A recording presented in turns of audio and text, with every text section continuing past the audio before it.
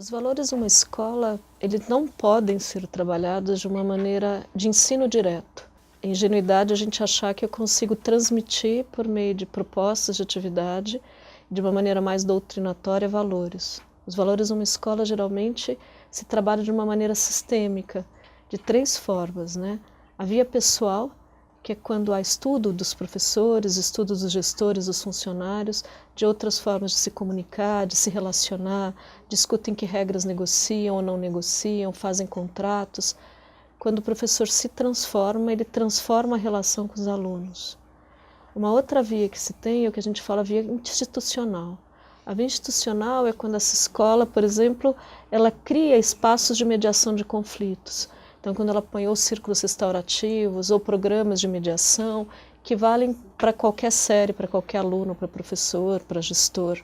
Ou, por exemplo, quando eles introduzem assembleias ou rodas de diálogo em todas as turmas, que são os momentos de se trabalhar os problemas de convivência, os conflitos, em que o diálogo é exercido com frequência. A via institucional também ela entra quando eles introduzem esse espaço no currículo, em que a moral, em que a convivência, ele passa a ser pensado, objeto do conhecimento. Então, a escola, por exemplo, quando ela valoriza protagonismo de aluno, ações sociais, intervenções sociais, ou seja, a escola se organiza para que os valores eles façam parte do currículo no sentido mais amplo, que é justamente essa ideia de tudo que permeia as ações, a vivência na escola. O último passo é o curricular. O curricular no sentido de que eu preciso de propostas pensadas e que elas são problematizadas para que a moral, a convivência sejam discutidas.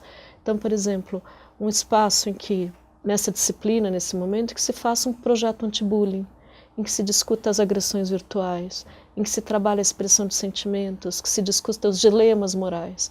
Então, achar que a moral só pode ser transversal, também ela não é suficiente para desenvolver.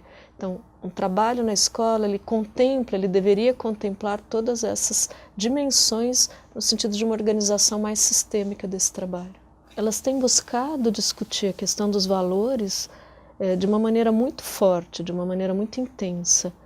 Mas o que nós percebemos e que alguns estudos também dizem é que essa busca se dá muito mais porque as escolas têm enfrentado muito problema de convivência, indisciplina, transgressões, que é quando os meninos não seguem regras. Então, muitas vezes os professores não são mais vistos como autoridade, nem como autoritarismo, autoridade nesse processo.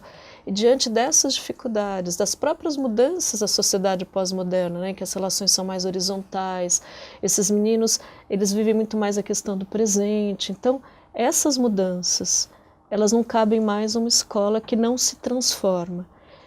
Só que essa transformação é muito difícil, ela é árdua e não se dá de uma hora para outra.